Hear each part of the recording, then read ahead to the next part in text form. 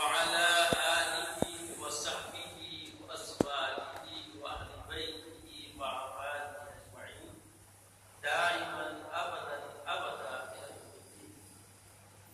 أما بعد فأعوذ بالله من الشيطان الرجيم. بسم الله الرحمن الرحيم. أنعم الله على النبيين والصديقين والشهداء والصالحين وحسن أولئك رفيقا. صدق الله العظيم وصدق رسوله النبي الأمين الكريم لمن الشاهدين والشاكرين. كل حمد وثناء اس مالک حقیقی وحدہ لا شریک کے لیے سزاوار ہے جس کے دست قدرت میں کل جہاں کی بادشاہت ہے. جو چاہتا ہے کر گزرتا ہے، اس کے اختیار کو کوئی روک نہیں سکتا. وہ قدیم ہے، ابد الآباد سے ہے اور ہمیشہ ہمیشہ رہنے والا ہے. کوئی اس کے مثل و مانند نہیں، کوئی اس کے اختیار کو روک سکتا نہیں. وہ کل عیوب سے پاک اور مبرہ ہے، کوئی اس کے مثل و مانند نہیں. میں گواہی دیتا ہوں کہ نہیں ہے کوئی معبود برحق لائق ہے عبادت سوائے اللہ کی ذات کا. اور میں یہ بھی گواہی دیتا ہوں کہ محمد عربی صلی اللہ تعالی علیہ وآلہ وسلم اللہ کے بندے اور خاص رسول ہیں. صلاۃ و سلام نازل ہو ہمارے آقا نامدار حضور تاجدار محمد عربی صلی اللہ تعالی علیہ وآلہ وسلم پر، آپ کے آل پر، آپ کے ساتھ. اللہ سبحانہ و تعالی اپنے حبیب کی عظمت اور رفعت کو بیان کرتے ہوئے تمام ایمان لانے والے مرد و عورت کو حکم فرماتا ہے: ان اللہ و ملائکتہ یصلون علی النبی یا ایھا الذین آمنوا صلوا علیہ وسلموا تسلیما. اللهم صل وسلم وبارك على سيدنا حبيبنا شفيعنا طبيبنا معانا ورجانا محمد بن مولانا بزرگان بلاد الاسماء. ہم سابقہ 3 راتوں 21 23 اور 25 کی رات، ان سابقہ 2 راتوں میں ہم نے مختلف موضوع پر گفتگو کی، جس میں ہم نے اعتکاف میں بیٹھنے کی مقصدیت پر ہمارے گفتگو کی کہ اعتکاف بیٹھنے سے اللہ اور اس کے رسول نے کئی ایک عروج اور بندگی کے سلیقے اور اپنی خلق کی اداؤں کا اللہ نے ایک اس کو بنیادی مرکز و محور بنا دیا، اس کو اعتکاف. تو اعتکاف کے ذریعے بندہ صالحیت بھی حاصل کرتا ہے، پاکیزگی بھی حاصل کرتا ہے، اپنے نفس کا تزکیہ بھی کرتا ہے اور بندگی کا صحیح سلیقہ بھی پاتا ہے اور خدا کا خلق بھی اس کو عطا ہوتا ہے.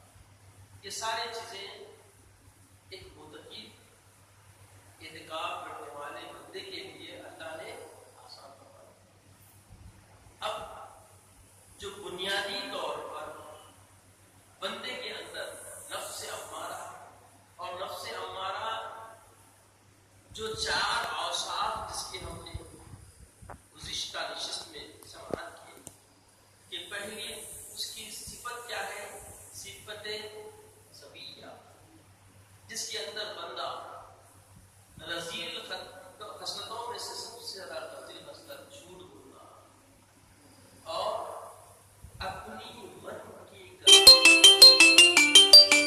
اور گناہ کے کام اس کے لیے بالکل کرنے میں کوئی اس کے پاس تکلیف نہیں ہوگا. اس کے بعد پھر ترقی کر کے یہی صفت جب اس پہ قائم رہتی ہے، اس پہ کوئی نگہداشت کر کے اس کو تزکیہ نہ کیا جائے، اس کو پاکیزہ نہ کیا جائے، تو یہ ترقی کر کے بہیمیہ صفت اختیار ہے. اور بہیمیہ صفت جو ہوتی ہے وہ صفت اتنی رذیلہ ہوتی ہے کہ اس میں مکاری، جھوٹ، فریب، دھوکہ اور ساتھ ساتھ نئی نئی سوچ، ایسے تنظیمیں بنانا، ایسے مکاریاں کرنا کہ جس سے امت میں بندگان خدا میں نفاق پڑ جائے. جو منافقین ہوتے ہیں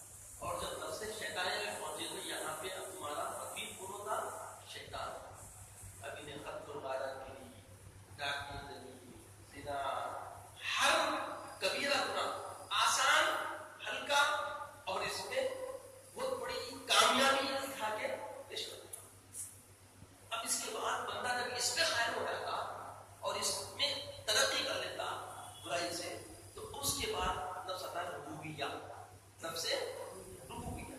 اور ربوبیہ میں کیا ہوتا؟ میں بنا پیدا، ہر کام کے اندر میں ہی ہوتا ہوں. چوری کا کام میں، ڈاکے کا کام میں، اور میں کی حالت یہ رہتی ہے سب کو پاوا پڑانا یہ تو میں کچھ اس منصب کے قابل، میرے پیرا پڑھو سب میرے پاس چکو میرے پاس آ. یہ کیا ہے؟ نفس ربوبیہ. یہ جو نفس ظاہری جو اوصاف یا افعال ہے، اس کا تزکیہ اگر آپ چاہتے ہیں، اس سے بری ہونا چاہتے ہیں، اس سے پاکیزہ ہونا چاہتے ہیں، تو بتایا گیا کہ جیسے یہ ظاہر اعمال ہے ویسی ظاہری عبادات سے اس کا تزکیہ ہو جاتا ہے. اگر جو ہم باطنی جو عیوب ہمارے اندر آتے ہیں، کسی کی حق تلفی کریں، بندگان ہوتا ہے، بندوں کے حق مار لے رہے، غیبت کر رہی، تہمتیں باندھ رہی، یہ باطنی ہے. یہ کیا ہے؟ یہ باطنی نفس ہے. اور یہ نفس عبادت کے ذریعے، ظاہری عبادت کے ذریعے پاکیزہ نہیں ہوتا. اس کی پاکیزگی کے لیے، اس کو متحد کرنے کے لیے صحبتوں کی ضرورت ہے. بغیر صحبت کے آپ پاکیزگی حاصل نہیں کر سکتے. تو بتایا گیا کہ بندہ 5 ٹائم رب سے اپنے لیے انعام کی راہ مانگتا. اہدنا الصراط المستقیم صراط الذین انعمت علیہم. اے اللہ سیدھے راہ چلا، ان کی راہ چلا جن پہ تیرا انعام ہے. تو اللہ کا انعام جس پہ ہے ان کی راہ ہم مانتے ہیں 5 ٹائم. جب مانتے ہیں تو کوئی راہ ہے نا، تو وہ راہ کیسے ملے گی؟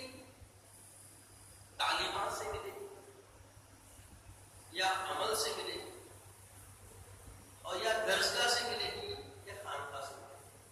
اب درسگاہ کا معاملہ ظاہری گناہ کا تزکیہ درسگاہ سے پورا ہو گیا، شریعت سے علم سے پورا ہو گیا. اور جو معاملہ دل کی کجی کا ہے، دل کے نفس کا ہے، دل کے کالا کلوٹے ہو جانے کا ہے، تو اس کے لیے تربیت کرنی پڑتی. اور تربیت صحبت سے ہوتی. تربیت کس سے ہوتی؟ صحبت سے. صحبت کے بغیر تزکیہ ممکن نہیں. جب تک صحبت نہ ملے، اس سے اندر پاکیزگی، پالیدگی، عمدگی آ ہی نہیں سکتی. چاہے لاکھ ہم کوشش کر لیں، چاہے لاکھ دعوے کر لیں. تو اب صحبت کیا ہے؟ تو عام طور پہ تو یہ بات شہر آفاق کی ہے، صحبت صالح ترا صالح، صحبت طالع ترا طالع.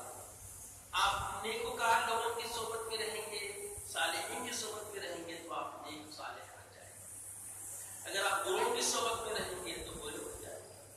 مثال دی جاتی ہے کہ اگر گدھے کو مرنے بعد میں اگر آپ جو ہے نمک کی کان میں ڈال دیا جائے تو وہ گدھا گدھا نہیں رہتا، وہ بھی کیا بن جاتا؟